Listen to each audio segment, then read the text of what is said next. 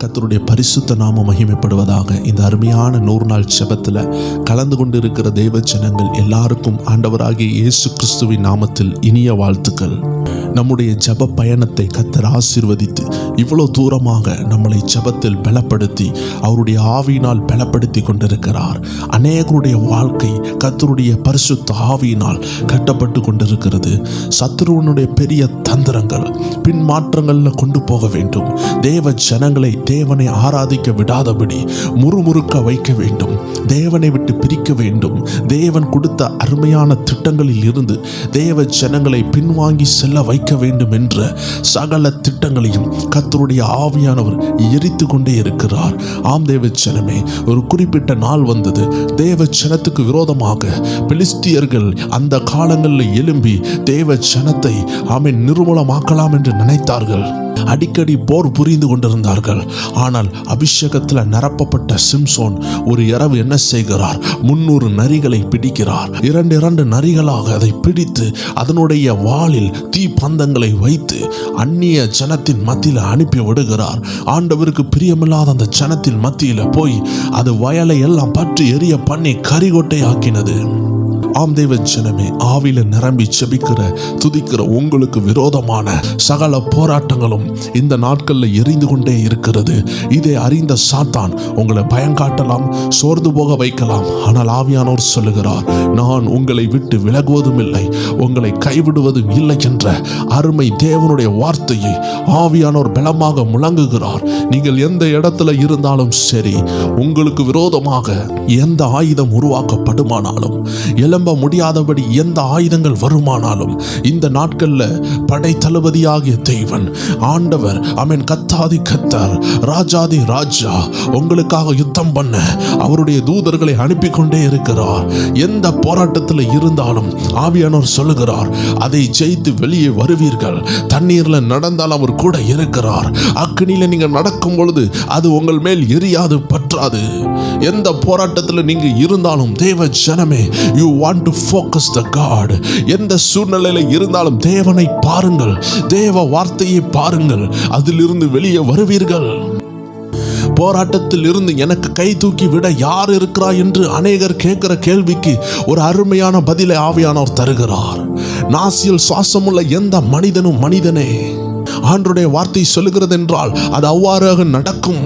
நீங்கள் மிகவும் நேசித்த நபர் உங்களிடத்தில் பேசாம போகலாம். ஏனென்றால் நாசியில் சுவாசமுள்ள எல்லாரும் மனிதர்கள் தான். தேவனை தவிர சில நேரம் நமக்கு யாரும் உதவி செய்ய மாட்டார்கள், உதவி செய்ய முன்வராமல் இருக்கலாம். ஆனால் தேவன் வராமல் இருப்பாரா? தேவனை தேடுகிற பிள்ளையை உன்னை காப்பாற்ற தேவன் வருவார். ஏற்ற நேரத்தில் உன்னை தூக்கி உயர்ந்த இடத்துல வைத்து அழகு பார்க்க கர்த்தருடைய கரம் உனக்காக கிரியை செய்ய ஆரம்பித்து விட்டது. போராட்டம் நிறைந்த அந்த மத்தியில பேதுரு என்ன செய்கிறார் தெரியுமா? ஆண்டவராகிய இயேசுவை பார்க்கிறதை கவனம் குறைவாக மறந்து விடுகிறார். கடலில் நடந்து வந்த பேதுருவுக்கு ஒரு போராட்டம் வருகிறது, ஒரு புயல் வருகிறது. ஏன் அருமை இரட்சகர்கிட்ட தானே நடந்து போகிறார். ஏன் போராட்டம்? தேவ ஜனமே, ஏராளமான தேவ ஜனங்களுக்கு விடுதலையை கொடுத்த ஒரு தேவ மனிதன் உண்டு. அந்த மனிதன் அநேக வீல் சேர்களை எழுப்பினார். அநேக அற்புத அடையாளங்களை தேவன் அந்த மனிதன் மூலமாக செய்தார். எப்படி வேதத்தில் பிலிப்பை கொண்டு செய்தாரோ, அந்த பட்டணத்துக்கு சமாதானம் வந்ததோ, அதே போலவே இந்த அருமையான தேவ மனிதனை கர்த்தர் பயன்படுத்தினார். கிரகிக்க முடியாத அநேக அற்புதங்களை ஆண்டவர் அந்த மனிதன் மூலமாக செய்தார். அந்த தேவ மனிதன் சொன்ன ஒரு வார்த்தையை உங்களிடத்தில் பகிர்ந்து கொள்ளுகிறேன். நமது இந்தியாவில் இருந்து பெரிய பெரிய தேவ மனிதர்கள் எல்லாரும் அந்த நாட்டில் சென்று அந்த மனிதனை பார்த்து ஜெபித்து கொண்டு வருவார்கள். அப்படி தேவன் கனம் பண்ணி வைத்திருந்தார். அந்த தேவ மனிதன் சொல்லுகிற ஒரு ரகசியம் இதுதான்: எந்த நபர் இயேசு கிறிஸ்துவின் அண்டைக்கு செல்லுகிறார்களோ, எந்த பொருள் எல்லாம் இயேசு கிறிஸ்துவின் கிட்ட செல்லுகிறதோ அது போராட்டத்திற்குள்ளாகும். The thing which is going near to Jesus will receive attacks. இயேசு கிறிஸ்துவின் இடத்தில் நெருங்குறவர்கள் போராட்டத்தில் தள்ளப்படுவார்கள். போராட்டம் அவர்களை தாக்கும். இயேசு கிறிஸ்துவின் இடத்தில் நாம் இன்னும் நெருங்கும் பொழுது பிசாசானவன் தாக்குவான். இயேசு கிறிஸ்துவின் இடத்தில் செல்லும் பொழுது போராட்டம் உண்டு. ஏன் அந்த போராட்டம்? ஏனென்றால் உலகம் திரும்பி பார்க்கிற லெவல்ல தேவ ஜனங்கள் திரும்பி பார்க்கிற லெவல்ல கர்த்தர் உங்களை உயர்த்தணும்னு நினைக்கிறார். பேதுரு எல்லாரும் செய்ததை செய்யவில்லை, யாரும் செய்ய முடியாததை செய்தார். அவருடைய ஃபர்ஸ்ட் ஸ்டெப்பே இதுவரைக்கும் உலகத்தில் யாருமே செய்யாததை அந்த நபர் செய்தார். மோசைக்கு பிற்பாடு, இஸ்ரவேல் ஜனங்களுக்கு பிற்பாடு கடலை பிளந்து நடக்க, கடலின் மேல் நடக்க யாராலும் முடியவில்லை. பேதுரு தான் முதல் நபர். போராட்டங்கள் மத்தியில கடலில் நடக்கிறார். நடக்கும் பொழுது அந்த சாதனையை சோதனையாய் மாத்த சத்ரு திட்டமிடுகிறான். கர்த்தர் அந்த திட்டத்திற்கு அவனை ஒப்பு கொடுக்கிறார். கர்த்தர் பார்க்கிறார், பேதுருக்கு விசுவாசம் இருக்கிறதா, என் மேல விசுவாசம் இருக்கிறதா என்று பார்க்கும் பொழுது பேதுரு சோர்ந்து போனார். உணர்ச்சி வசப்பட்டு கடலில் நடந்து வந்தார். எப்படியாவது இயேசு என்ன காப்பாத்திடுவார் என்று நினைத்தார். சொந்த விசுவாசம் இல்லை. ஆண்டவராகிய இயேசு கேட்டார், ஏன் அவிசுவாசப்பட்டாய், ஏன் பயந்தாய், ஏன் சந்தேகப்படுகிற? உன் அப்பா நான் உன் முன்னாடி நிற்கவில்லையா? அதே போராட்டம் உள்ள கடல்ல தான் நான் உன் கூட இருக்கிறேனே, ஏன் கலங்குகிற? பாருங்க, கடல் சீற்றங்களை பார்க்க ஆரம்பிக்கும் பொழுது பேதுரு மூழ்க ஆரம்பித்தார். ஆண்டுடைய வார்த்தை சொல்லுகிறது, நீ தண்ணீரை கடக்கும் பொழுது அது உன்னை மூழ்கடிக்காது. போராட்டங்கள் வரலாம் தேவ ஜனமே, ஏராளமான போராட்டங்களை நாங்கள் தாண்டி வந்திருக்கிறோம். ஊழிய பாதையிலே தாங்க முடியாத போராட்டங்கள். 25 ஆண்டுகள் முன்பு என்னுடைய தம்பி பிறக்கும் பொழுது நாங்கள் இருந்த அந்த அறையில், அந்த அறையை உடைந்து கீழே விழுகிறது போல உள்ள காட்சி. ஒரு இரவு அது உடைந்து விழுகிறது. ஆனால் அதுக்கு முந்தின நாள் என் தாயின் கருவில் இருந்த அந்த தம்பியை கர்த்தர் பாதுகாத்தார். வேற வீடு இல்லாமல் நாங்கள் அந்த வீட்டில் வசித்து கொண்டிருக்கிறோம். அந்த மேலே உள்ள எல்லா காங்கிரீட்டும் உடைந்து தொங்குது. ஒவ்வொரு நாளும் என் தாயார் தூங்கும் பொழுது ஜெபித்து கொண்டே தூங்குவார்கள். ஆண்டவரே, இது என் வயிற்றில் உள்ள பிள்ளையின் மேல் விழுந்தால் இந்த பிள்ளை நசுங்கி சாகுமே, இல்லை என் அருகாமையில் உள்ள மூத்த பிள்ளை அடியன் மேல விழுந்தால் அவனும் சாவானே, இல்லை என் கணவர் மேல் விழுந்தால் அவரும் சாவாரே, இல்லை என் மேல் விழுந்தால் நானும் சாவேனே, இல்லை யாரோ ஒரு ஆள் செத்துட்டு மீதி உள்ள நபர் உயிரோடு இருந்தா நாங்க வாழதான் முடியுமா? அப்படி விழுந்தா இந்த கல் எங்க மேல மொத்தமா விழுந்து சாகட்டும். ஆம் தேவச்சனமே, எனக்கு நன்று நினைவு இருக்கிறது. நான் அந்த காலத்தில் படித்து கொண்டிருந்தேன். மழை பெய்யும் பொழுது தண்ணி உள்ள வரும். தண்ணி உள்ள வந்தா மாற்று வஸ்திரம் இல்லாமல் என் தகப்பன் இருக்கிறதை நான் பார்ப்பேன். வேற வஸ்திரம் இல்லாமல் ஏதோ ஒரு துணியை எடுத்து கட்டி கொண்டிருப்பார். அவ்வளோ கஷ்டம். என் தம்பி அந்த கர்ப்பத்தில் உருவாகும் பொழுது விசுவாச போராட்டம் என்றால் போராட்டம். ஏனால் ஒரு ஊழியக்காரன் வெளியே வரப்போறான் சத்துருக்கு தெரிந்து விட்டது. பிசாசு அந்த பிள்ளை அழிக்கலாம் என்று நினைத்தான். போராட்டம் என்றால் என்ன என்று உணர்ந்திருக்கிறேன் தேவச்சனமே. எங்க அம்மாவுடைய பிரஷர் கூடுது. அந்த இரவு நாங்கள் எங்க அம்மாவுடைய ஊருக்கு போகிறோம். எங்க அப்பா ஒரு குறிப்பிட்ட வேலைக்காக நைட்டு வெளியே போகிறார். அந்த இரவு அந்த பில்டிங் உடைகிறது. உடைந்து சுக்குநூறாய் கீழே விழுகிறது. கர்த்தர் கைவிடவில்லை, எங்களை காப்பாற்றினார். அன்றே எங்களை கொல்லணும் பிசாசு தீர்மானித்தான். எங்கள் மேலே உள்ள ஊழியத்தை பார்த்து அவன் தீர்மானித்தான், இவர்களை அழிக்க வேண்டும். இதைதான் தேவ ஜனமே, மோசே பிறக்கும் பொழுதும் அந்த மோசே தேவனுடைய ஊழியத்தை செய்து விடுவான், ஜனங்களை கர்த்தரிடத்தில் கொண்டு வந்து விடுவான் என்று சொல்லி மோசையை அழிக்க தீர்மானித்தான். எல்லா சின்ன பிள்ளைகளும் கொல்லப்பட்டார்கள். அதே போலதான் தேவ ஜனமே, இயேசு பிறக்கும் பொழுதும் ஏராளமான பிள்ளைகள் கொல்லப்பட்டார்கள். கிறிஸ்தவத்தில் முதல் இரத்த சாட்சி என்றால் குழந்தைகள் தான். இதை கேட்டால் சித்திரவதை போல இருக்கும். தேவ ஜனமே, எதுவுமே இலவசமாய் வராது. ஏன் நாம் அருமை இரட்சகர் ரத்தம் சிந்த வேண்டும்? அவர்தான ராஜா. அவர் நினைத்தால் இதை மாற்ற முடியாதா? மாற்ற முடியும். ஆனால் உண்மையாகவே அவர் நம்மளை நேசித்தார். இன்று ஆண்டவர் உங்களை பார்த்து சொல்லுகிறார், நீங்க எந்த அக்னியில நடந்து கொண்டிருந்தாலும், எந்த சோதனையில போய் கொண்டிருந்தாலும் அவர் மேல் உள்ள பார்வையை மட்டும் இழந்து விடாதீர்கள். உங்கள் நோக்கத்தை இழந்து விடாதீர்கள். உங்க போக்கஸை இழந்து விடாதீர்கள். உங்கள் போக்கஸ் போராட்டத்தின் மேல இருக்குதா, அலைகள் மேல இருக்குதா, பயத்தின் மேல இருக்குதா, அவிசுவாசத்தின் மேல இருக்குதா, இல்ல ஆண்டவராகிய இயேசு கிறிஸ்துவின் மேல இருக்குதா? எத்தனை போராட்டம் வந்தாலும் நம்மளை கைவிடாத அருமை இரட்சகர் நமது முன்னாடி நின்று கொண்டிருக்கிறார். பயப்படாதீர்கள். அவர் கரத்தை பிடித்துக் கொள்ளுங்கள். அவரை மட்டும் பாருங்கள். போராட்டம் கொந்தளிக்கலாம், உங்களுக்கு விரோதமாக பேசலாம். கிறிஸ்துவின் அன்பு உங்களை ஆளுகை செய்யட்டும். நீங்கள் இருக்கிற இடத்துல வெறுப்பு உங்களை ஆளுகை செய்ய வேண்டாம், எரிச்சல் உங்களை ஆளுகை செய்ய வேண்டாம். கர்த்தருடைய அன்பு உங்களை நிரப்புவதாக. கொஞ்ச நேரம்தான். அந்த கடல்ல நடந்து சரித்திரம் படைத்திடக்கூடாதுன்னு பேதுருக்கு விரோதமாக பொல்லாத பிசாசு காற்றுகளை அனுப்பினான். கர்த்தர் சொல்லுகிறது ஒன்னே ஒண்ணுதான், டோன்ட் மிஸ் யுவர் ஃபோக்கஸ். நீ அவரை மட்டும் பார். போராட்டத்தை பார்க்காத தேவ ஜனமே என்று ஆண்டவர் பேசுகிறார். இயேசுவை பாருங்கள், அற்புதம் நடக்கும். இன்டர்வியூல பாஸ் ஆவாங்க, கற்பத்தின் கனி உண்டாகும், திருமண தடை மாறும். இயேசுவை மட்டும் ஃபோக்கஸ் பண்ணுங்க. கர்த்தர் உங்களை சரித்திரம் படைக்க வைப்பார். ஒரு சாட்சியை கேள்விப்பட்டேன். 43 வயசுல கர்த்தர் அந்த சகோதரிக்கு பிள்ளையை கொடுத்திருக்கிறார். நம்ம பிரைட் டைம் சேனல்ல அவங்க ஒரு கமெண்ட் போட்டிருந்தாங்க. நான் ஆச்சரியப்பட்டேன், ஆண்டவரே, உலகம் இதற்கு சப்போர்ட் பண்ணவில்லையே. உலகம் 40 வயசு ஆயிட்டுனா கர்ப்பத்தின் கனி கிடைக்காதுன்னு சொல்லுமே. ஆனால் 43 வயசுல கொடுத்து இப்பொழுது அவங்க பையன் வளர்ந்து 15 வயசுன்னு சொன்னாங்க. அப்படி என்றால் அவர்களுக்கும் இப்போ 50 வயசு மேல தாண்டிட்டு அவர்கள் ஒரு சாட்சி எழுதியிருந்தாங்க. அற்புதமான சாட்சி. ஆம் தேவ ஜனமே, இதை கேட்டுக்கொண்டிருக்கிற யாராக இருந்தாலும் சரி, உங்க நம்பிக்கையை இழக்க வேண்டாம், சோர்ந்து போக வேண்டாம். கர்த்தர் அற்புதத்தை செய்வார். அந்த அருமையான பாடல் பாடுவோமா? தண்ணீர்களை கடக்கும் பொழுது நம்ம மூழ்கி போவதில்லை, அப்பா நம்மளை விட மாட்டாரு. உங்க உள்ளத்தை தேற்றிக் கொள்ளுங்க. கர்த்தர் அற்புதங்களை செய்கிறதுக்கு வந்திருக்கிறார். ஏதோ ஒன்றை கண்டு நீங்க பயந்து போய் உங்கள் விசுவாசத்தை சோர்ந்து போக வைக்க வேண்டாம் என்று ஆவியானவர் சொல்லுகிறார். எல்லாரும் சேர்ந்து அப்படியே ஆண்டவரை உயர்த்துவோமா? தண்ணீர்கள் கடக்கும் போது என்னோடு இருக்கின்றே, அக்கினியில் நடக்கும் போது கூடவே வருகின்றே. தண்ணீர்கள் கடக்கும் போது என்னோடு இருக்கின்றே, அக்கினியில் நடக்கும் போது சொல்லுவோம், மூழ்கி போவதில்லை, நான் எரிந்து போவதில்லை. மூழ்கி போவதில்லை, நான் எரிந்து போவதில்லை. தண்ணீர்கள் கடக்கும் போது என்னோடு இருக்கின்றே, அக்கினியில் நடக்கும் போது கூடவே வருகின்றே. மூழ்கி போவதில்லை, நான் எரிந்து போவதில்லை. சொல்லுவோமா?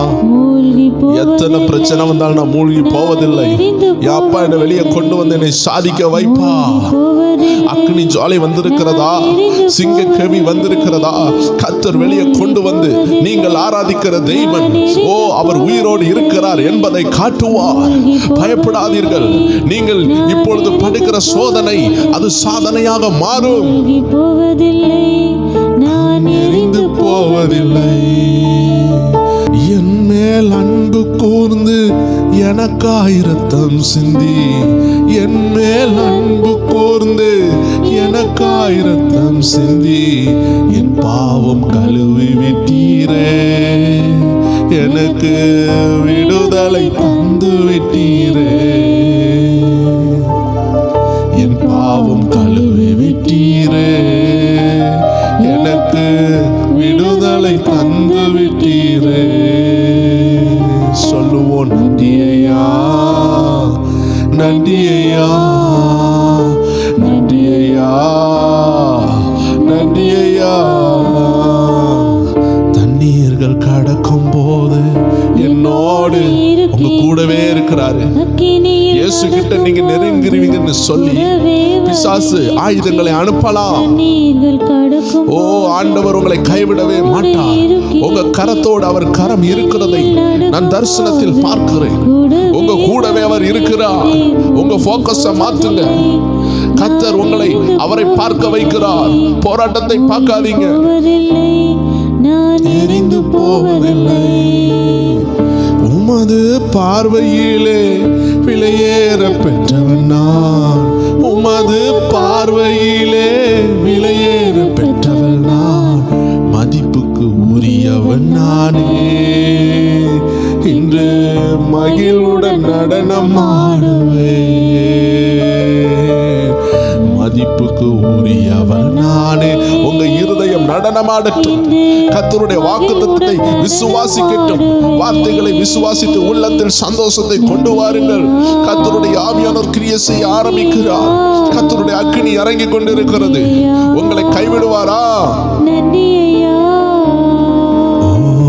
தண்ணீர்கள் கடக்கும் போது என்னோடு இருக்கின்றீர். அக்கினியில் நடக்கும் போது கூடவே வருகின்றீர். மூழ்கி போவதில்லை, நான் எரிந்து போவதில்லை. மூழ்கி போவதில்லை, நான் எரிந்து போவதில்லை. சொல்லுவோம், தண்ணீர்கள் கடக்கும் போது என்னோடு இருக்கின்றீர். அக்கினியில் நடக்கும் போது கூடவே வருகின்றீர். மூழ்கி போவதில்லை. கர்த்தர் ஏற்ற நேரத்தில் உங்களை காப்பாற்றுவார். தேவ ஜனமே, கர்த்தர் கைவிட்ட சரித்திரமே இல்லை. கர்த்தர் கைவிடவே மாட்டார். ஆமென். தண்ணீர்கள் கடக்கும் போது என் கூட இருக்கிறீங்கப்பா. யார் என் கூட இல்லாமல் போனால் என் கூட நீங்க இருக்கிறீங்க ஆண்டவரே. மூழ்கி போவதில்லை, நான் எரிந்து போவதில்லை. மூழ்கி போவதில்லை, நான் எரிந்து போவதில்லை. பாலைவன வாழ்க்கையிலே பாதைகள் காண செய்தி. பாலைவன வாழ்க்கையிலே பாதைகள் காண செய்தி. ஆறுகள் ஓட செய்தீரே, தினம் பாடி மகிழ செய்தீரே. ஆறுகள் ஓட செய்தீரே, தினம் பாடி மகிழ செய்தீரே. ஆமென், ஆமென், ஆமென். நன்றி ஐயா, நன்றி ஐயா, நன்றி ஐயா, நன்றி ஐயா. தண்ணீர்கள் கடக்கும் போது என்னோடு எத்தனை பேர் இணைந்து சொல்லுகிறீங்க, அப்பா என் கூட இருக்கிறதுக்காக நன்றி அப்பா, என் கூடவே வருகிறதுக்காக நன்றி அப்பா. கர்த்தருடைய ஆவியானவர் உங்க கூடவே இருக்கிறார். எந்த போராட்டத்தில் இருந்து வெளியே கொண்டு வர உங்க கூடவே இருக்கிறார். நான் எரிந்து போவதில்லை. பெற்ற தாய் தனது பிள்ளையை மறந்தாலும், பெற்ற தாய் தனது பிள்ளையை மறந்தாலும் நீர் என்னை மறப்பதில்லையே. உமது உள்ளங்கையில் பொறித்து வைத்துள்ளே. நீர் என்னை மறப்பதில்லையே. உமது உள்ளங்கையில் பொறித்து வைத்துள்ளே. எல்லாரும் சேர்ந்து நன்றி ஐயா, நன்றி ஐயா, நன்றி ஐயா, ஓ நன்றி ஐயா. தண்ணீர்கள் கடக்கும் போது என்னோடு இருக்கின்றீர்.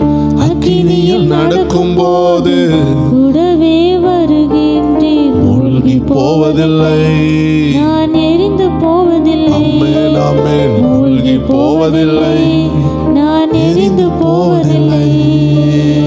தண்ணீர்கள் கடக்கும் போது என்னோடு இருக்கின்றீர். அக்கினியில் நடக்கும் போது ஆமென். கூடவே வருகின்றீர். மூழ்கி போவதில்லை. சொல்ல சொல்ல கர்த்தருடைய ஆவியானவர் உங்கள் இருதயத்தை கண்ட்ரோல் எடுக்கிறார். போவதில்லை, நான் எரிந்து போவதில்லை.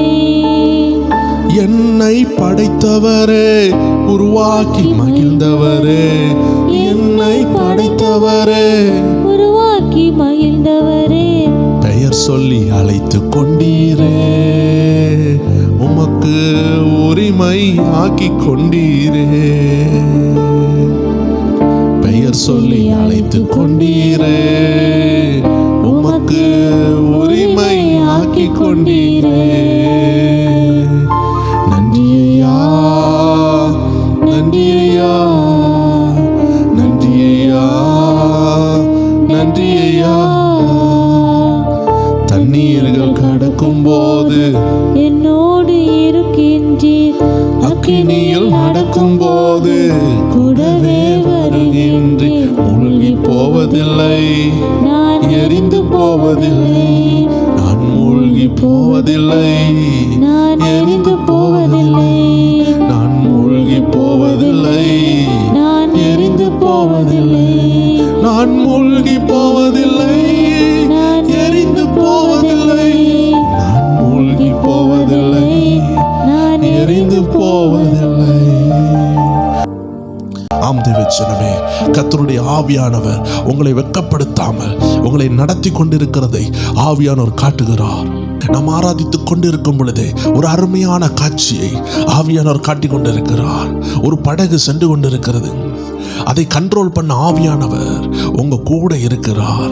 நீங்க தான் அந்த படகு ஓட்டுகிறீங்க. ஒவ்வொரு இடத்துல கர்த்தர் உங்கள் குடும்பத்தை சாட்சியாக வாழ அழைத்திருக்கிறார். பல இடங்களிலிருந்து, பல மாவட்டம், பல ஸ்டேட், பல கண்ட்ரீஸிலிருந்து கூட இதை கேட்டுக்கொண்டு இருக்கிறீங்க. கர்த்தர் சொல்லுகிறார், உங்கள் கரங்களை பிடித்து அவர் நடத்த போகிறார். அவர் சத்தத்தை மட்டும் கேளுங்கள். சில நேரம் சத்துருவானவன் உங்கள் மாம்சங்களை தூண்டி, உங்க மாம்ச பயத்தை தூண்டி, உங்க அவிசுவாசத்தை தூண்டி கர்த்தர் சத்தத்தை தடை பண்ணி விடுவான். யாரையும் பார்க்காதீங்க, கர்த்தர் வசனத்தை விசுவாசியுங்கள். நீங்க இருக்கிற இடங்கள்ல கர்த்தர் உங்களை சாட்சியா வைக்க உங்கள் கரத்தோடு கரமா இணைகிறதை நான் பார்க்கிறேன். அந்த வாகனத்தை எப்படிரா ஓட்ட? இந்த குடும்பமாகிய வாகனம், இந்த பிசினஸ் ஆகிய வாகனம், படிப்பாகிய வாகனம், எதிர்காலமாகிய வாகனம், திருமணம் என்ற வாகனம், இதையெல்லாம் ஒரு வாகனத்தை போல கர்த்தர் உங்க கையில கொடுத்திருக்கிறார். நீங்க தான் அதை முன்னாக கொண்டு செல்ல வேண்டும். ஆனால் அதை எப்படி செல்ல வேண்டும் என்று தெரியாமல் தவித்து கொண்டிருக்கலாம். ஆவியானவர் சொல்லுகிறார், உன் கையோடு கையா நான் இணைகிறேன். உனக்கு எப்பெல்லாம் வழி தெரியலையோ, பாதை தெரியலையோ, உன் கூடவே இருந்து இதுதான் மகனே வழி, இதுதான் மகனை பாதை என்று நான் காப்பாற்றுவேன். அன்று இஸ்ரவேல் ஜனங்களை எகிப்தியர் துரத்தி வரும் பொழுது அக்னி ஸ்தம்பமாக, மேக ஸ்தம்பமாக அவர்கள் கூட இருந்தவர் இன்னைக்கு உங்களோடு இருக்கிறார். உங்கள் எதிராளியானவன் தாக்க வரும் பொழுது அக்னி ஸ்தம்பமாக வெளிப்படுகிறார். நீங்கள் பயப்பட வேண்டாம் என்று ஆவியானவர் சொல்லுகிறார். நீங்கள் பயப்படுகிற காரியம் உங்களுக்கு நடப்பதில்லை. அந்த காரியம் மாறுதலாய் முடியும். ஆமென். மொர்தெகாய்க்கு கர்த்தர் மாறுதலாய் ரிசல்ட் கொடுத்தது போல, ஆமானின் தந்திரங்கள் எல்லாம் உடைந்தது போல கர்த்தர் தந்திரங்களை உடைக்கிறார். உங்களுக்காக யுத்தம் பண்ணுகிறார். ஆம் தேவஜனமே, உங்களுக்காக அவர் கிரியை செய்து கொண்டிருக்கிறார். கிரியை செய்கிற ஆண்டவர் உங்களை உயர்த்துவார். உங்களுக்காக கிரியை செய்கிறார் தேவஜனமே. இரவும் பகலும் உங்களை காத்து கொண்டிருக்கிறார். எப்படி மறப்பார்? நம்முடைய மனநிலையெல்லாம் சொல்லுது, அவர் என்ன மறந்துட்டாரோ? தேவ ஜனமே, நல்ல ஒரு தேவ மனிதன் அடிக்கடி சொல்வார், சூழ்நிலை நம்ம பிரச்சனையே அல்ல, நம்ம மனநிலை தான் பிரச்சனை. உங்க மனநிலையை கொஞ்சம் மாத்திக்கோங்க. எந்த போராட்டம் வந்தாலும் அப்பா கைவிட மாட்டாருன்னு சொன்னாரே. ஆமென். ஆட்டு மந்தையில ஆடுகள் இல்லாமல் போனாலும், அத்திமரம் துளிர் விடாமல் போனாலும் கர்த்தருக்குள்ள மனமகிழ்ச்சியா இருக்க சொன்னாரே தேவஜனமே. மறந்து போயிட்டீங்களா? ஆண்டவர் உங்களை கைவிட்டுட்டார் நினைக்கீங்களா? அதன் பேர் கைவிடப்படுதல் அல்ல. கர்த்தருக்காக எழும்பி கொண்டு இருக்கிறீங்க. ஒரு வித்து வளரும் பொழுது அது மண்ணை கிழித்து கொண்டு, அந்த வித்தை கிழித்து கொண்டு, அதை தடை பண்ணுகிற எல்லா காரியங்களையும் பிச்சு கொண்டுட்டு அது வெளியே வருகிறது. ஆம் தேவஜனமே, நீங்கள் துளிர் விடும் பொழுது வேதனை கூடும். உங்க வாழ்க்கையில உயர்வு கூடும் பொழுதுதான் போராட்டம் கூடுகிறது. ஒரு தாய் ஒரு பிள்ளையை டெலிவரி பண்ணும் பொழுது பெயின் கூடுகிறது. வேதம் தெளிவாக சொல்லுகிறது, சியோனுக்கு அந்த வேதனை வரும் பொழுது நல்ல ஒரு ஃபியூச்சர் உண்டாகுது. அந்த வார்த்தை தான் கர்த்தர் உங்களை பார்த்து சொல்லுகிறார். இன்னைக்கு ஏதோ ஒரு வேதனையில இருக்கிறீங்களா? கர்த்தர் உங்களை ஆவிக்குரிய ரீதியா பிரெக்னண்டா வைத்திருக்கிறார். தேவ திட்டங்களை சுமந்து கொண்டு இருக்கிறீங்க. அதனாலதான் உங்க ஹார்ட் பெயினா இருக்குது. உங்க பெயின் வீணாகாது. ஒருவேளை யோசிக்கலாம், சொல்றாங்கப்பா, எல்லாரும் சொல்றாங்க வீணாகாது வீணாகாது. தேவ ஜனமே, அநேக காரியங்களை நான் ஊழியத்தில் பார்த்திருக்கிறேன். பெயின் மட்டும் வீணாகாது, வேதனை வீணாகாது, சோதனை வீணாகாது. வேதம் சொல்லுகிறது அதுதான், பாடுகள் வீணாகாது. அந்த பாடை கண்டுதானே இன்னைக்கு நம்ம ஓடிக்கொண்டிருக்கிறோம். அந்த பாடு தாங்க பொக்கிஷமே. அந்த பாடு தாங்க நம்மளை வணைந்து கொண்டிருக்கிறது. ஆம் தேவ ஜனமே, இந்த ரோடு போடுற கல்லெல்லாம் இருக்கு பார்த்துருக்கீங்களா? அந்த கல் ஒரு நாள் கேட்டுச்சான் ஒரு அருமையான பொம்மையை பார்த்து. ஆமேன். அந்த பொம்மையை பார்த்து கேட்டுச்சான், அருமையான கல் பொம்மையை உன்னை மட்டும் விலை கொடுத்து வாங்கிட்டு போகிறாங்களே, என்ன பாரு, எல்லாருமே இங்கே கீழே மிதிச்சிட்டு போகிறாங்க. இன்னைக்கு நாங்கள்லாம் மிதிக்கப்பட்டு கொண்டு இருக்கிறோம். ரோட்டில் எங்களை தூக்கி போடுறாங்க. எத்தனையோ வாகனங்கள் எங்கள் மேலே மிதிச்சு கொண்டு இருக்கிறது. மழை பெஞ்சாலும் ஆமீன், என்ன நடந்தாலும் என்னை யாருமே கவனிக்கலை. ஒன்றை மட்டும் விலை கொடுத்து வாங்கி விளையாடப்பெற்ற ஷோகேஸில் வச்சிருக்கிறாங்களே அப்படின்னு கேட்கும் பொழுது அந்த அருமையான கல் பொம்மை சொல்லிச்சான், என்னுடைய சிற்ப ஆசாரி என்னை வெட்ட வெட்ட நான் அதை தாக்கு பிடித்து கொண்டே இருந்தேன். இன்னைக்கு நான் ஒரு பொம்மையாக மாறினதுக்கு காரணம் என் மேலே ஏகப்பட்ட வெட்டு விழுந்தது. வெட்டிலிருந்து செதுக்கி கீழே விழப்பட்ட எல்லா பொருட்களையும் எடுத்து ரோடு போட்டாங்க. ஆனால் ஒவ்வொரு வெட்டையும் தாங்கி தாங்கி சிற்ப ஆசாரி என்னை வணையும் பொழுது விட்டு கொடுத்து கொண்டே இருந்தேன். கடைசி வெட்டு வந்த வரைக்கும் என்னை வெட்ட ஒப்பு கொடுத்தேன். இன்னைக்கு நான் ஒரு நல்ல பொம்மையாக மாறினேன். எனக்கு நல்ல விலை வந்தது. ஆனால் என்னில் இருந்த உன்னை வெட்டும் பொழுது முதல் அடியிலே நீ கீழே விழுந்து விட்ட. அதை பறக்கி ஒரு ஓரமாய் போட்டார்கள். மொத்தமாய் தூக்கி லோடில் தூக்கி போட்டு லாரியில் தூக்கி போட்டு ஒன்றை தூக்கி ரோடு போட்டாங்க. என்ன நல்ல பொம்மையாக மாற்றினாங்க. இன்னைக்கு நான் ஷோகேஸில் இருக்கிறேன், மியூசியத்தில் இருக்கிறேன், பல இடங்கள்ல இருக்கிறேன். எனக்கு விலை கூடினது. என்னில் அந்த சிற்ப ஆசாரி கை வண்ணங்களை பதிக்க பதிக்க என் விலை கூடுகிறது. ஆம் தேவஜனமே, கர்த்தர் எல்லாரையும் பாடல கொண்டு வர மாட்டார். எல்லாருக்கும் உபத்திரவம் கிடையாது. தேவ ஜனங்கள் தேவனால் பயன்படுத்தப்பட வேண்டும் என்று நினைத்து கொண்டிருக்கிற தேவ ஜனங்களை தான் ஆண்டவர் உருவாக்கி கொண்டிருக்கிறார். ஆண்டவர் இன்னைக்கு உங்களை பார்த்து கேட்கிறார். சில தரிசனங்களை காண்பித்தார். நீங்க எந்த சூழ்நிலையில இருந்தாலும் கர்த்தருடைய ஆவியானவர் சொல்லுகிறதை கவனமாய் கேட்டு பாருங்கள். இந்த உலகம் உங்களை ஏற்றுக்கொள்ளாது. நீங்க PhD முடித்தால் டபுள் PhD முடித்தவங்க இருப்பாங்க. நீங்க பேச்சுலர் முடிக்கும் பொழுது மாஸ்டர் டிகிரி பெருசா இருந்தது. மாஸ்டர் டிகிரி பெருசா இருக்கும் பொழுது மாஸ்டரேட் காட்டிலும் பெரிய பெரிய டிகிரிகள் உண்டானது. இப்போ டாக்டரேட் வந்தாச்சு. 5 PhD முடித்தவர்கள் இருக்கிறார்கள். அக்கறைக்கு இக்கரை பச்சை என்று சொல்லுகிறது போல இந்த உலகம் நீங்க என்னதான் செய்தாலும் அதே ஒரு கடல் என்று சொல்லும். மியூசிக்ல பெரிய ஆள் ஆகுனீங்கன்னா அந்த மியூசிஷியனை பார்த்து சொல்லும், இன்னும் படிக்க வேண்டியது நிறைய இருக்குதுப்பா. எந்த ஃபீல்டில் போனாலும் இந்த ஆள் நிறைவடைந்து விட்டார் என்று யாரும் சொல்ல மாட்டார்கள்.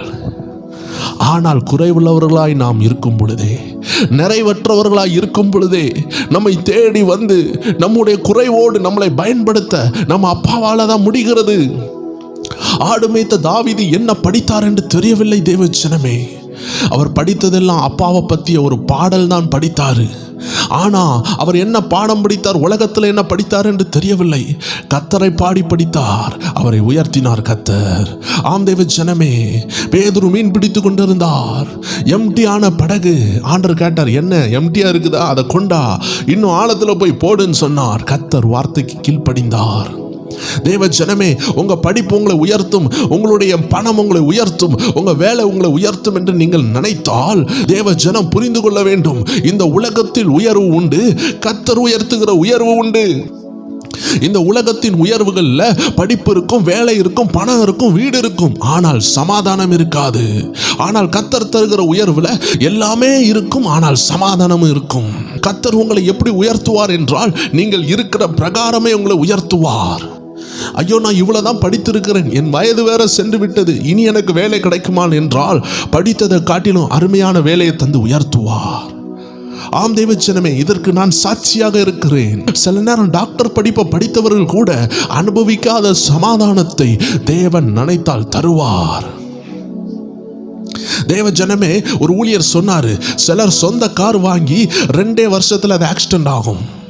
ஆனா சிலர் செகண்ட் ஹேண்ட் கார் வாங்கி அது 15 வருடம் 20 வருடம் ஓடும்.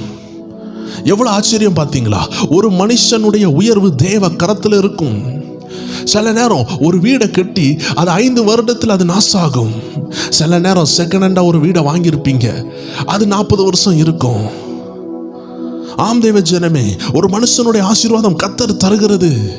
கர்த்தர் தருகிற ஆசீர்வாதம் வேதனையை கூட்டாது. கர்த்தர் ஏதோ ஒரு காரியத்திற்காக உங்களை அழைத்து கொண்டிருக்கிறார். நீங்க 10ஆம் கிளாஸ் தான் படிச்சிருக்கிறீங்களா, உங்களை ஆனாலும் உயர்த்துவார், ஆசீர்வதிப்பார். உங்கள் படிப்பு ஒரு விஷயம் அல்ல, தேவ சத்தம் தான் விஷயம். பாஸ்டர், எனக்கு தகுதியே இல்லை நீங்க சொல்லலாம். ஆண்டவர் சொல்லுகிறார், தகுதி இல்லாத உங்களுக்கு தான் கிருபை விளங்க போகிறது. இன்னைக்கு ஆவியானவர் காண்பித்த ஒரு காரியம், 2 காசு விதவை போட்ட ஒரு காணிக்கை பெட்டியை நான் பார்த்தேன். ஆண்டவர் உணர்த்தினார், ரொம்ப ஏழ்மையான அந்த தாயாரை நான் ஏன் நினைவு கூர்ந்தேன், அந்த தாய்க்கு என் மேல இருந்த அன்பு. ஆம் தேவ ஜனமே, கோடீஸ்வரர்களை காட்டிலும் அந்த தாயார் விலையேற பெற்றவங்க. எந்த கோடீஸ்வரர்கள் அந்த தாயினுடைய கணக்குக்கு வர முடியும்? எந்த கோடீஸ்வரர்களால் தன்னுடைய எல்லாவற்றையும் வித்து கர்த்தருக்கு கொடுக்க முடியும்? முடியாது தேவ ஜனமே. அந்த தாயாரின் இருதயத்தை பாருங்கள்.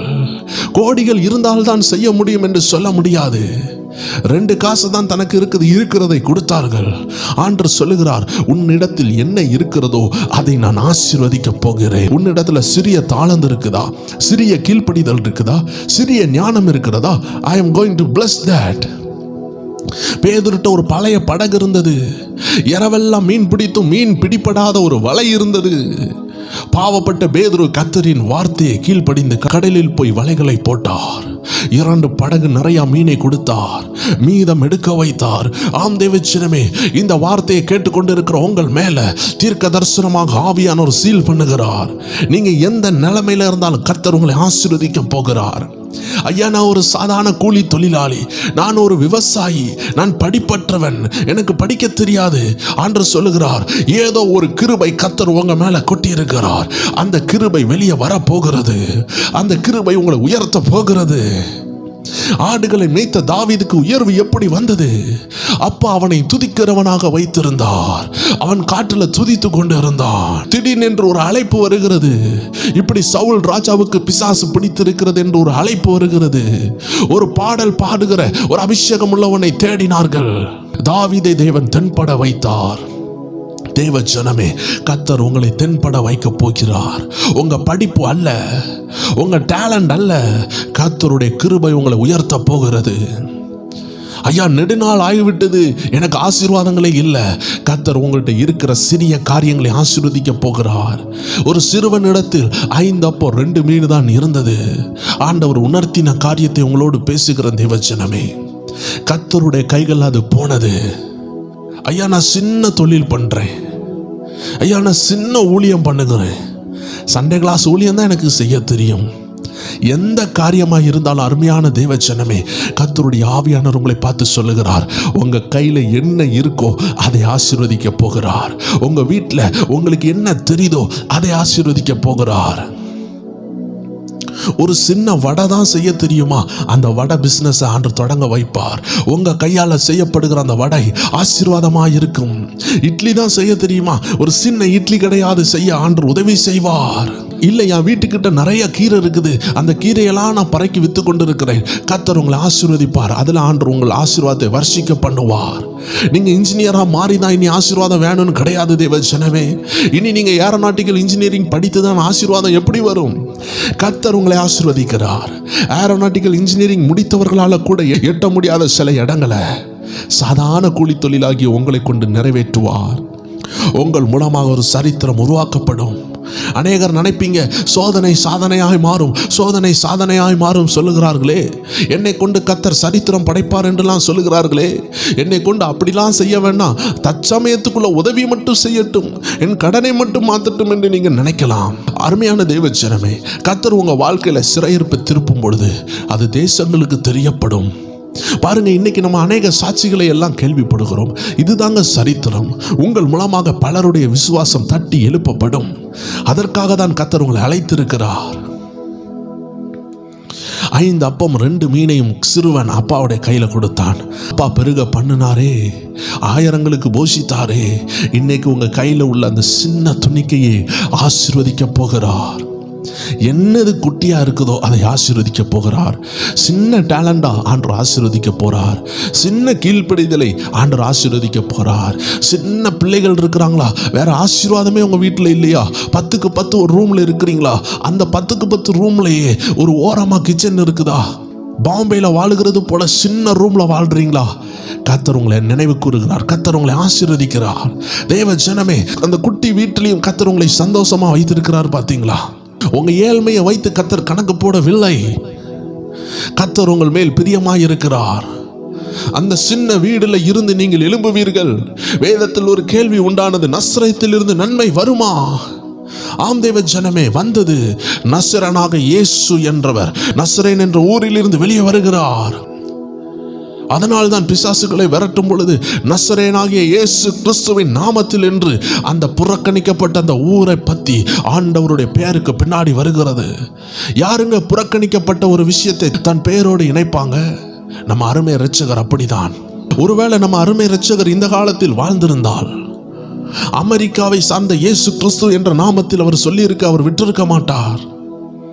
அவர் பெருமை பிடித்தவர் அல்ல. பாருங்க, உதவாத பிரயோஜனப்படாத இந்த இடத்திலிருந்து நன்மை வருமா என்று கேள்விப்பட்ட இடத்துல இருந்து ஆண்டவருடைய பேருக்கு பின்னாடி அந்த பேரை ஆட் பண்ணி பேச வைக்கிறார். நசரேனா இயேசு கிறிஸ்துவின் நாமத்தில் எழும்பி நட, நசரேனாக இயேசு கிறிஸ்துவின் நாமத்தில் விடுதலை உண்டாகட்டும் என்று அந்த நசரேத்தை பற்றி கர்த்தர் பெருமைப்படுத்தினார். ஏனென்றால் அநேகரால் கேள்வி கேட்கப்பட்ட இடம், இந்த இடத்திலிருந்து நன்மை வருமா? கல்லுகளால் நிரப்பப்பட்ட இடம், மரச்செடி கொடிகள் விசேஷமா வளர முடியாத அவன் கற்களை போல உள்ள இடத்தில் இருந்து நன்மை வருமா? வானம் பார்த்த பூமியிலிருந்து நன்மை வருமா? வனாந்தரத்தில் நீரூற்று உண்டாகுமா? உண்டாகும். தெய்வச்சனமே, எந்த நிந்தனையில நீங்க இருந்தாலும் சரி, பெட்டி கடை தான் நான் போட்டு வச்சிருக்கிறேன், ஆண்டவர் அங்க ஒரு ஊற்றை திறப்பார். ஊற்று திறக்கப்படுகிறது. இதை கேட்டுக்கொண்டிருக்கும் பொழுது ஆவியானவர் ஊற்றை திறக்கிறார். சின்ன மெக்கானிக்கல் பிசினஸ் தான் பிரதர் எங்க வீட்டில் நடக்குது. என் பிள்ளை ஒரு சொந்த பிசினஸ் கூட இல்லை. அந்த மெக்கானிக் செட்டில் போயிட்டு ஒரு கையாளா வேலை செய்துட்டு வரான். அவன் பிசினஸ் படித்து கொண்டு இருக்கிறான். கவலையப்படாதீங்க, கர்த்தர் நன்மையை உண்டாக்குகிறார். நீங்க படிச்சுதான் நன்மை வரும்னு கிடையாது தெய்வ ஜனமே. படிப்பு இந்த உலகத்துக்கு தேவைதான். ஆனாலும் கர்த்தருடைய ஆவியானவர் சொல்லுகிறார், தாவீதை பாருங்கள், படித்து வெளியே வந்தான் என்று சொல்லப்படவில்லை. அதற்கு படிப்பு வேண்டாம் என்றும் நான் சொல்லவில்லை. ஆனால் கர்த்தர் சொல்லுகிறார், என்னிடத்தில் படிப்பு இல்லையே, அது இல்லையே, வீடு இல்லையே, அது நடக்கலையே, இப்படி இல்லையே என்று கவலைப்பட வேண்டாம் என்று சொல்லுகிறார்.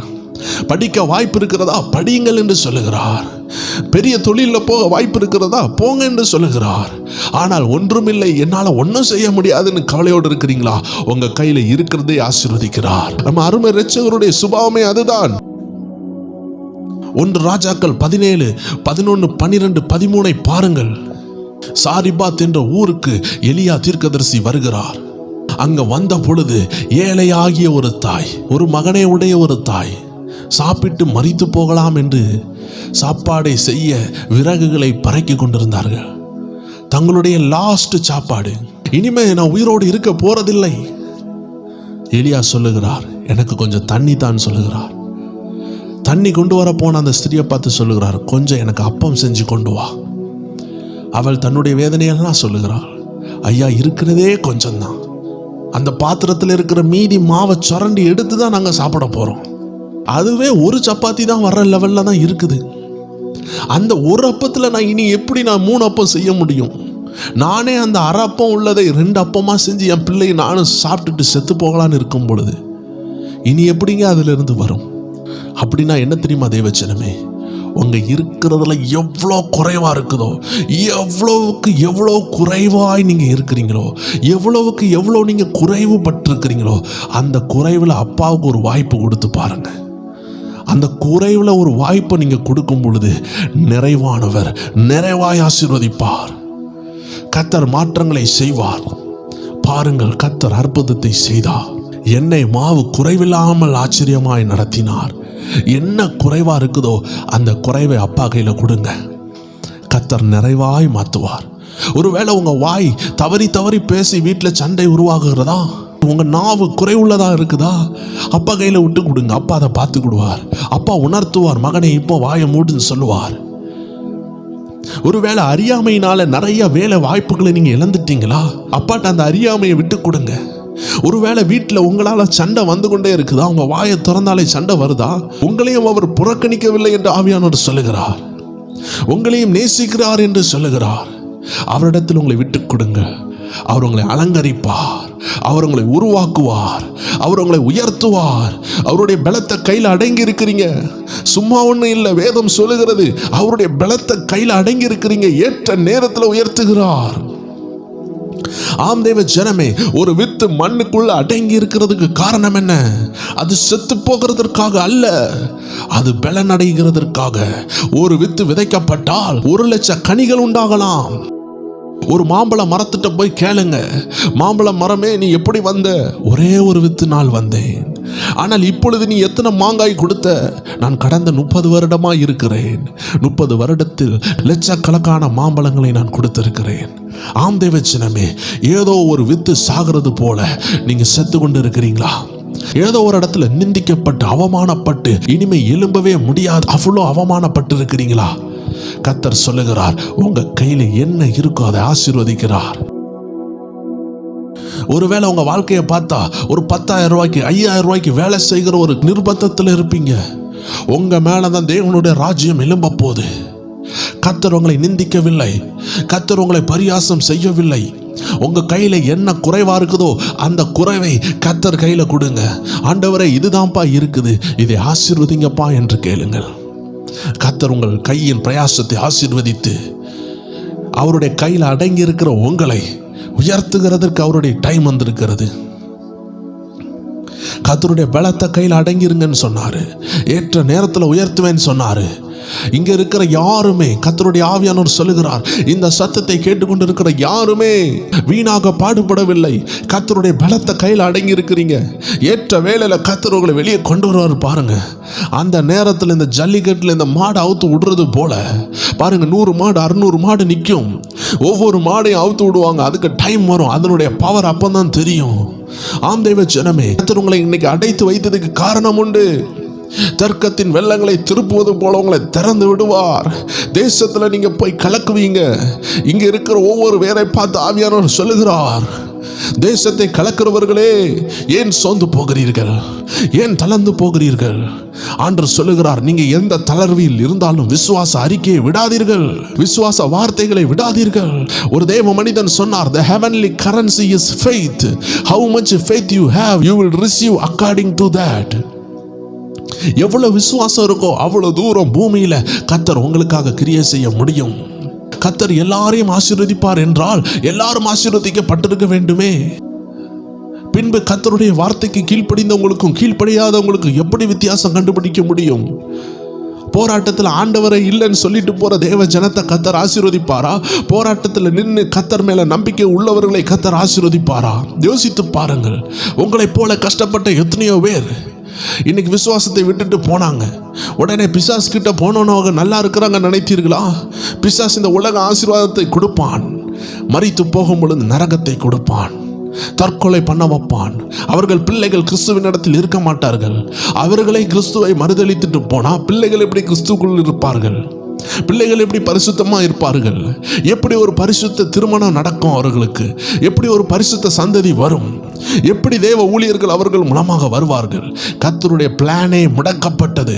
வேதத்தில் அலெக்சாண்டர் என்ற மனிதன் பவுலை விட்டு பிரிந்து போனான். தேமாஸ் என்ற மனிதன் பவுலை விட்டு பிரிந்து போனான். யூதாஸ் காரியோத் என்ற மனிதன் இயேசு கிறிஸ்துவை விட்டு பிரிந்து போனான். அவர்கள் சந்ததியில் அல்ல இல்ல, அவர்கள் குடும்பம் அப்படியே மக்கி போனது. பேதுருவை பத்தி இன்னைக்கு வேதம் சொல்லுகிறது, பவுலை பற்றி சொல்லுகிறது. யூதாஸ் காரியோத் தேவனுக்காக வல்லமையாக பயன்பட்ட ஒரு தேவ மனிதனாக மாறி இருக்க வேண்டும். பல புஸ்தகங்களை எழுதியிருக்க வேண்டும். இன்னைக்கு 1 பேதுரு 2 பேதுரு என்று இருக்கிறது போல யூதாஸ் காரியோத்தின் ஒரு புஸ்தகம் இருந்திருக்க வேண்டும். 1 யூதாஸ் காரியோத், 2 யூதாஸ் காரியோத் என்று ஒருவேளை இருந்திருக்கலாம். ஆனால் அவன் இருதயம் கடினப்பட்டது. இயேசு கூட இருந்த யூதாஸ் காரியோத்தே விழுந்து போக சாத்தியக்கூறு இருந்தது. ஆண்டவர் யாரையும் கண்ட்ரோல் பண்ண மாட்டார்.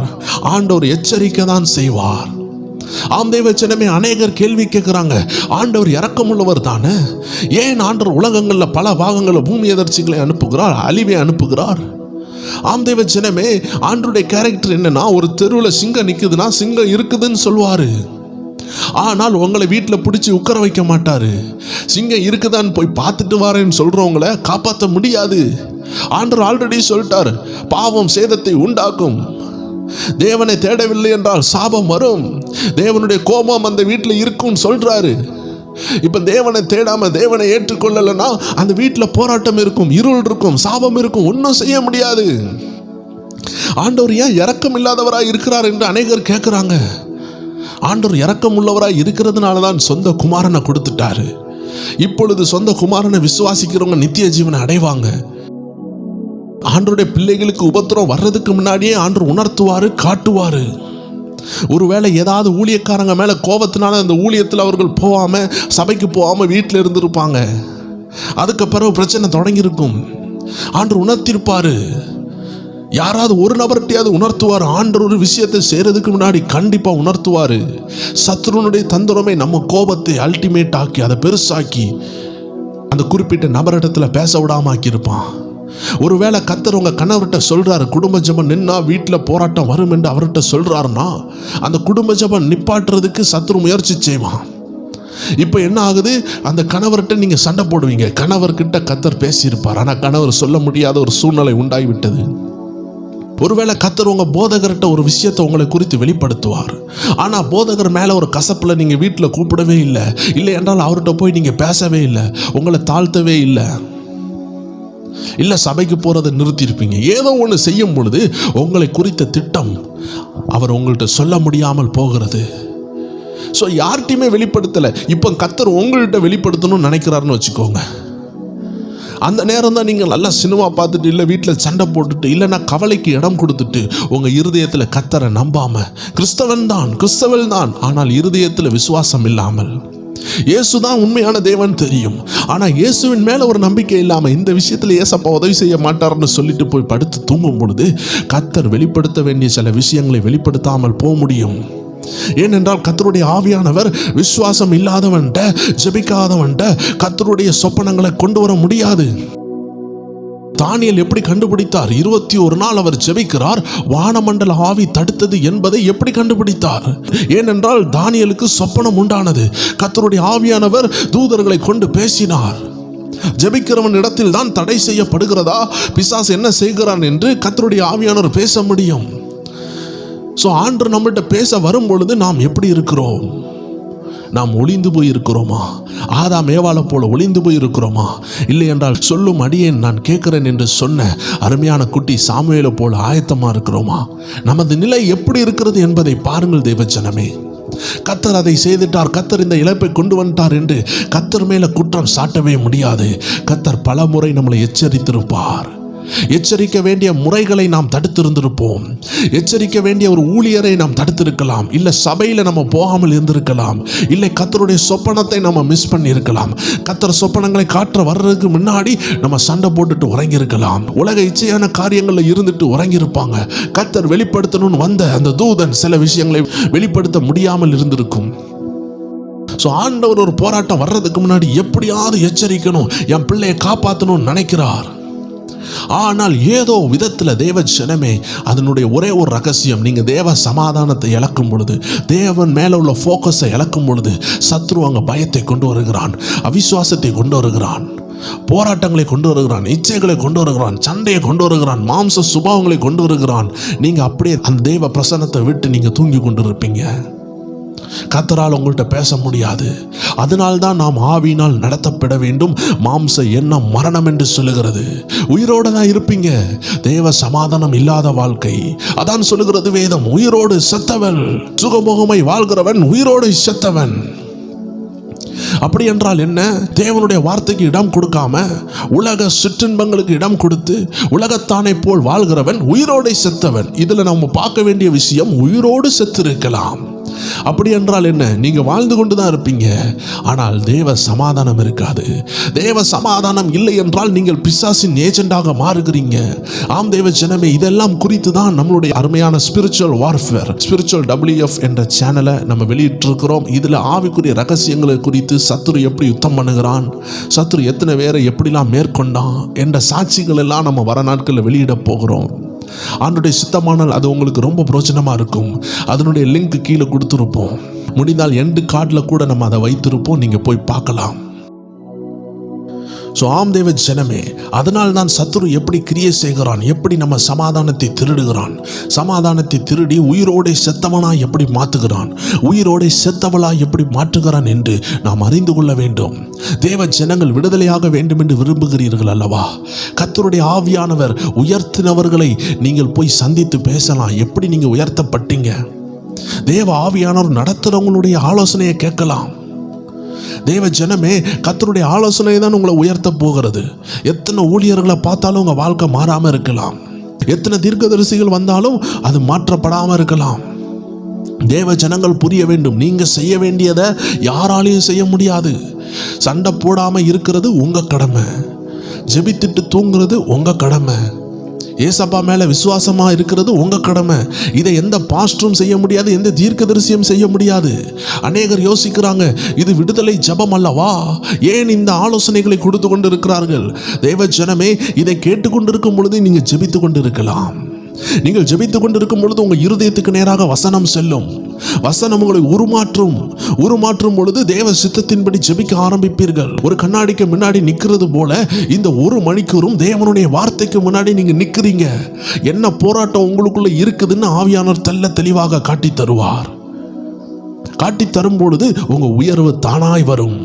ஆனால் சத்துரு என்ன செய்வான்? யாராவது எனக்காக ஜெபிக்கட்டும். யார் ஜெபித்தாலும் விடுதலை வராது தேவ ஜனமே.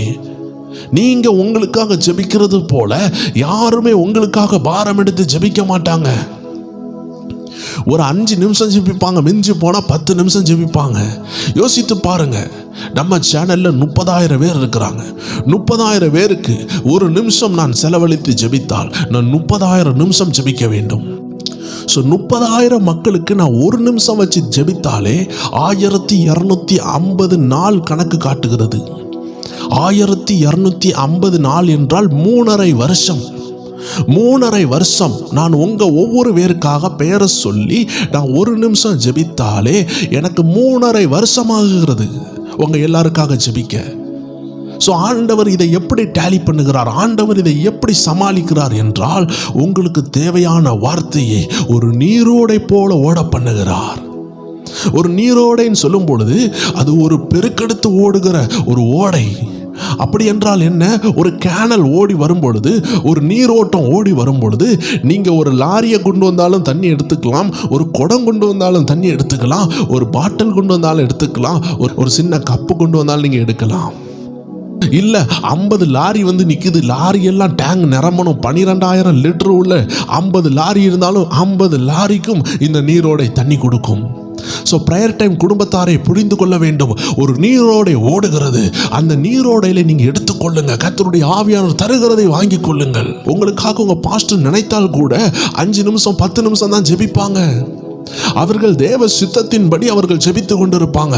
ஆண்டவரே, இந்த மக்களுடைய விசுவாசம் சோர்ந்து போகக்கூடாது, ஆயிரக்கணக்கான மக்களுடைய விசுவாசம் சோர்ந்து போகக்கூடாதுன்னு ஜெபிப்பாங்க. உங்க பெயரை சொல்லி 1 மணிக்கூர் அவர்கள் ஜெபிப்பார்களா என்று கேட்டால் இல்ல தேவ ஜனமே. இது மனுஷனுடைய சித்தத்தின்படி நீங்கள் யோசிக்கிறீர்கள்.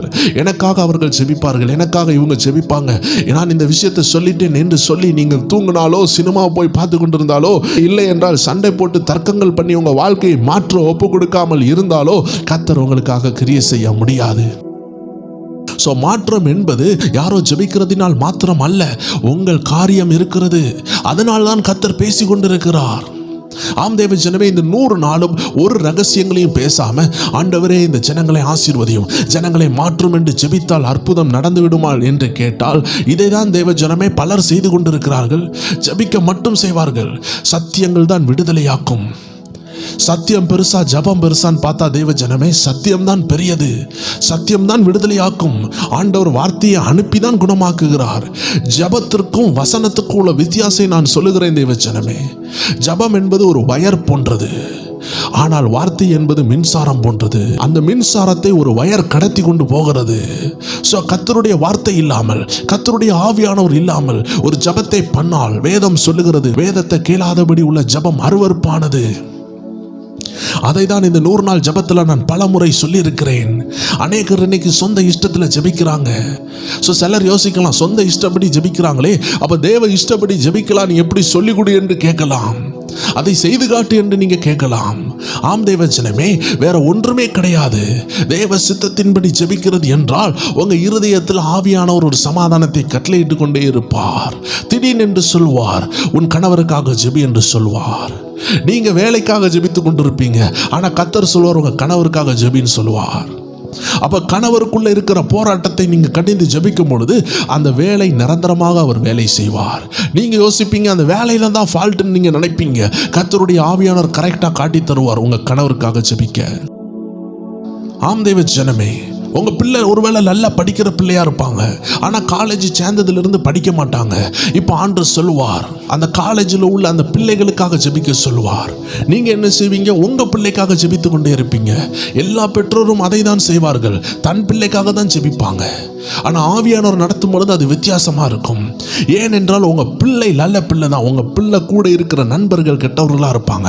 அப்ப ஆவியானவர் அவர்களுக்காக ஜெபிக்க சொல்லும் பொழுது உங்க பிள்ளையை கெடுத்து கொண்டிருக்கிற கெட்ட நண்பர்களை சூழ்நிலை கத்தர் உங்க பிள்ளையை விட்டு மாற்றுவார். ஆனால் நீங்க கத்தருடைய ஆவியானவரால் ஏவப்படாமல் ஜெபித்தால், ஆண்டவரே என் பிள்ளையை பாதுகாத்துக் கொள்ளுங்க, என் பிள்ளையை பாதுகாத்துக் கொள்ளுங்க என்று 1 மணிக்கூர் ஜெபிப்பீர்கள். நீங்கள் 10 மணிக்கூர் ஜெபித்தாலும் பரலோகம் அந்த ஜெபத்தை கேட்க வேண்டும் என்றால் பரிசுத்த ஆவியினால் நடத்தப்பட வேண்டும். பரிசுத்த ஆவியினால் நடத்தப்படும் பொழுதுதான் தெரியும், ஐயோ நம்ம 10 மணிக்கு நம்ம பிள்ளைக்காக ஜெபித்தோமே, உண்மையான போராட்டத்தின் வேர் நம்ம பிள்ளை பிரச்சனை கிடையாதுப்பா. நம்ம பிள்ளைய கெட்ட வார்த்தை சொல்லி கொடுக்கிற ஒருத்தன் அங்கே இருக்கிறான், நம்ம பிள்ளைய நாசாக்குற ஒருத்தன் அங்கே இருக்கிறான், நம்ம பசங்களை நாசாக்குற சிலர் அங்கே இருக்கிறாங்க. அந்த ஆவியை கடிந்து கொண்டு ஜெபிக்க கர்த்தருடைய ஆவியானவர் தான் உணர்த்த முடியும். இப்போ யோசித்து பாருங்க, 10 மணிக்கூர் பண்ண ஜெபம் கேட்கப்பட்டதா? 10 நிமிஷத்துல பரிசுத்த ஆவியினால் நிரப்பப்பட்டு ஞான திருஷ்டி அடைந்த தீர்க்க தரிசனமாய் உணர்த்தப்பட்ட இந்த ஜெபம் கேட்கப்படுமா என்றால், பரிசுத்த ஆவியினால் நிரப்பப்பட்டு போராட்டத்தின் வேரை கண்டுபிடித்து ஜெபிக்கிற அந்த ஜெபம் தான் கேட்கப்படும். அநேகர் யோசிக்கிறாங்க, ஏன் பல மணிக்கூர் ஜெபிக்க வேண்டாமா? நான் சொன்னதை புரிந்து கொள்ளுங்க. இந்த 30,000 பேருக்கு 1 நிமிஷம் ஜெபித்தால் கிட்டத்தட்ட 1250 நாட்கள். அப்படி பார்த்தால் 3.5 வருடம் உங்களுக்காக நான் 1 நிமிஷம் தான் ஜெபிக்கிறேன். உங்க பெயரை சொல்லி ஒவ்வொரு நிமிஷம் ஜெபித்தாலும் 3.5 வருடம் சென்றுவிடும். ஒரு 24 மணிக்கூர்ல எப்படிங்க 3.5 வருடம் உண்டாக்க முடியும்? அதுதான் கர்த்தருடைய சிறப்பு. நான் ஜெபித்தால் உங்களுக்காக 1 நிமிஷம் பண்ணாலும் நான் 3.5 வருடம் பண்ண வேண்டும். ஆனால் கர்த்தர் நினைக்கிறதுனால இந்த 1 மணிக்கூரும் உங்களோடு பேசினது போல இருக்கிறது. உங்களோடு ஆவியானவர் பேசுகிறார். இதுதாங்க கர்த்தர் செய்கிற விஷயம். இதுதான் கர்த்தருடைய மகிமை. கர்த்தருடைய மகிமையை புரிந்து கொள்ளுங்கள். கர்த்தருடைய வழி நடத்துதலை புரிந்து கொள்ளுங்கள். கர்த்தருடைய ஆவியானவர் இன்னைக்கு உங்களை பார்த்து சொல்லுகிற விஷயம், உங்க கையில என்ன இருக்குதோ அதை ஆசீர்வதிக்க போகிறார். எத்தனை தேவ ஜனங்கள் விசுவாசிக்கிறீங்க? சின்ன தொழில் ஆண்டவரே, சின்ன ஞான ஆண்டவரே, சின்ன வருமான ஆண்டவரே, கர்த்தருடைய கையில் அதை கொடுங்கள். கர்த்தர் அதை பெருக பண்ணுவார். திருமண வாசலை திறப்பார். ஆண்டவரே, எனக்கு படிப்பில்லை, எனக்கு திருமண வாசல் உண்டாகுமா? கர்த்தர் உண்டாக்குகிறார். கர்த்தருடைய ஆவியானவர் சொல்லுகிறார், உங்களுக்கு உயர்வு உண்டாகும், உங்களுக்கு மாற்றங்கள் உண்டாகும். விசுவாச அறிக்கையை மட்டும் விட்டு விடாதீர்கள். மீகா 7:8 சொல்லுகிறது, என் சத்துருவே எனக்கு விரோதமாய் சந்தோஷப்படாதே, நான் விழுந்தாலும் எழுந்திருப்பேன், நான் இருளிலே உட்கார்ந்தால் கர்த்தர் எனக்கு வெளிச்சமாயிருப்பார். நான் கர்த்தருக்கு விரோதமா பாவம் செய்தேன், அவர் எனக்காக வழக்காடி என் நியாயத்தை விசாரிக்கும் மட்டும் அவருடைய கோபத்தை சுமப்பேன். அவர் என்னை வெளிச்சத்திலே கொண்டு வருவார், அவருடைய நீதியை பார்ப்பேன். உன் தேவனாகிய கர்த்தர் எங்கே என்று என்னோட சொல்லுகிற என் சத்துருவானவள் அதை பார்க்கும் பொழுது வெட்கம் அவளை மூடும், என் கண்கள் அவளை காணும், இனி வீதிகளின் சேற்றை போல் மிதிக்கப்படுவாள் என்று வேதம் சொல்லுகிறது. தேவ ஜனமே, நான் இருள இருந்தாலும் கர்த்தர் என்னை வெளிச்சத்துல கொண்டு வருவார். என் சத்துருவை சந்தோஷப்படாத, நான் இருள்ல இருக்கிறேன், நான் கடன்ல இருக்கிறேன், நான் திருமணம் ஆகாம இருக்கிறேன், குழந்தை இல்லாம இருக்கிறேன் என்று நீ சந்தோஷப்படாத என்று உங்கள் சத்துருவை பார்த்து பேச ஆரம்பியுங்கள். கர்த்தர் என் வெளிச்சமாய் இருக்கிறார் என்று சொல்லுங்கள் என்று வேதம் சொல்லுகிறது. அவர் என் பாவத்தை மன்னித்து என்னை வெளியே கொண்டு வருவார். அவர் வெளியே கொண்டு வரும் பொழுது நீங்க வெட்கப்பட்டு போவீங்க. ஆம் தேவ ஜனமே, விசுவாசத்தில் ஓடின எத்தனையோ வேற கர்த்தர் வெளியே கொண்டு வந்தார். மேகம் போன்ற சாட்சிகள் இருக்குது. உங்களுக்கு சந்தேகமாக இருக்கும் என்றால் வெளியே சென்று மேகங்களை எண்ண முடியுமா என்று பாருங்கள். ஒவ்வொரு வடிவத்தில் மேகம் கடந்து செல்லுகிறது.